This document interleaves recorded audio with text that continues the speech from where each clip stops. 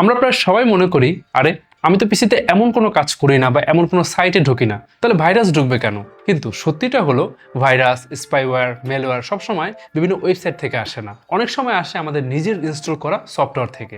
আজকে আমি এমন কিছু সফটওয়্যারের কথা বলবো যেগুলো খুবই পপুলার, অনেক ইউজার আমাদের দেশে ইউজ করছেন, কিন্তু বাস্তবতা হলো এগুলো আপনার ডেটা স্টিল করতে পারে, আপনার প্রাইভেসি নষ্ট করে এবং কখনো কখনো ব্যাংক ইনফো পর্যন্ত লিক করে।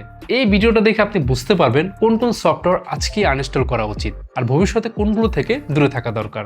তাহলে শুরু করা যায়।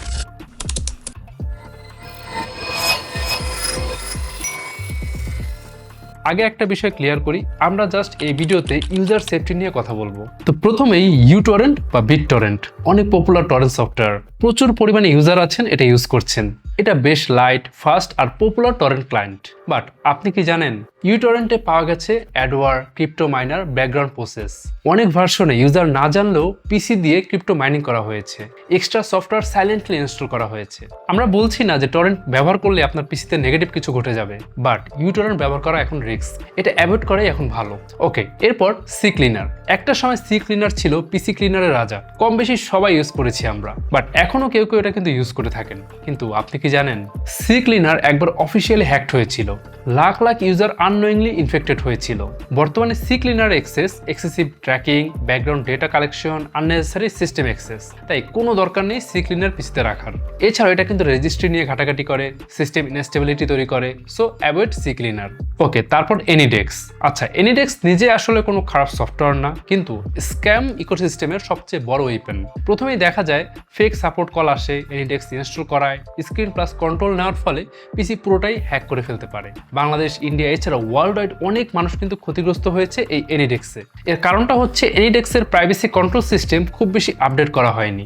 এরপর টিম ভিউয়ার, এর ক্ষেত্রেও কিন্তু একই কথা, এটা তো অনেক অ্যাক্সেস পাওয়া যায়, like too much system access, background service always running.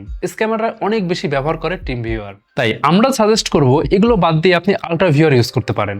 আচ্ছা, আমরা উইন্ডোজ অ্যাক্টিভ করার জন্য অনেকে কেমস্পাইসো বা উইন্ডোজ অ্যাক্টিভেটর ইউজ করি, বাট কথা হচ্ছে এটা বাংলাদেশের সবচেয়ে ডেঞ্জারাস সফটওয়্যারগুলোর একটা। আচ্ছা, যারা জানেন না কেমস্পাইসো কি, এটা হচ্ছে ক্র্যাক উইন্ডোজ বা অফিস অ্যাক্টিভ করার টুল।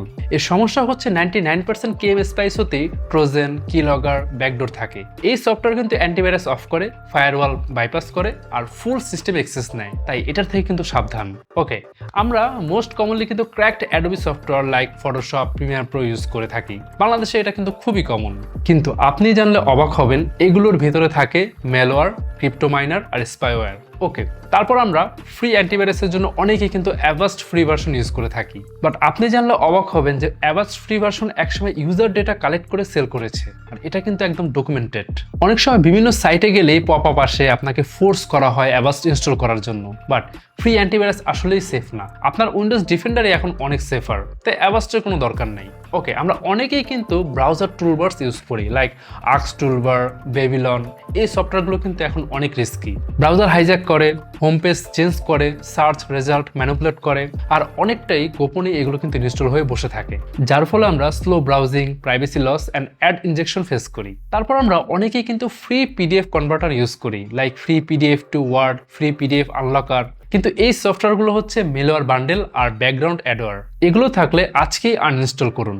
আজকাল ব্রাউজার প্লাস অনলাইন টুল দিয়ে পিডিএফ এর কাজ করা যায়, তাই নো হ্যাসেল। আচ্ছা, আমরা অনেকেই কিন্তু পাইরেটেড গেম লঞ্চার্স ইউজ করি, এগুলো জিপিইউ অ্যাবিউজ করে, ক্রিপ্টো মাইনিং করে, আর যার কারণে জিপিইউ কিন্তু ওভারহিট হয়ে যায়। অনেক গেমার জানেই না এসব ক্র্যাকড গেম লঞ্চারের কারণে তাদের এত শখের, এত দামি জিপিইউর লাইফ স্প্যান কমে যাচ্ছে। এখন আপনাদের একটা কমন প্রশ্ন আসে আমাদের কাছে, তাহলে সেফ সফটওয়্যার চিনব কিভাবে? আমি আপনাদের জন্য 6টা রুলস বলবো, মনে রাখবেন। আপনি যে সফটওয়্যার ইনস্টল করবেন সেই সফটওয়্যার কি এখনো সাপোর্টেড? অফিসিয়াল ওয়েবসাইট আছে? Too many ad, antivirus disable করতে বলছে? ক্র্যাক বা প্যাচ লাগবে? অ্যালটারনেটিভ আছে? যদি একটার অ্যান্সার ইয়েস হয় তাহলে জাস্ট অ্যাভয়েড। আচ্ছা, এখন আপনারা সেফ অ্যালটারনেটিভস চাইতে পারেন, আমি সেটাও বলে দিচ্ছি। টরেন্টের জন্য আপনি কিউবিট টরেন্ট ইউজ করতে পারেন, এটা মোটামুটি সেফ। ক্লিনারের জন্য nothing, Windows built in enough. Antivirus ও সেম, উইন্ডোজ ডিফেন্ডার এখন এনাফ। পিডিএফ, ইমেজ, ডক এগুলোর জন্য অনলাইন টুল ব্যবহার করুন, অনেক বেটার কাজ করা যায়। আর মোস্ট ইম্পর্টেন্ট, লাইসেন্সড ওএস ব্যবহার করা ট্রাই করুন, এটা আপনার সিকিউরিটির জন্য অনেক ইম্পর্টেন্ট। একটা জিনিস সবাই মনে রাখবেন, ফ্রি মানেই সবসময় সেফ না, পপুলার মানেই ট্রাস্টেড না, আর কনভিনিয়েন্স মানেই ওর্থ রিস্ক না।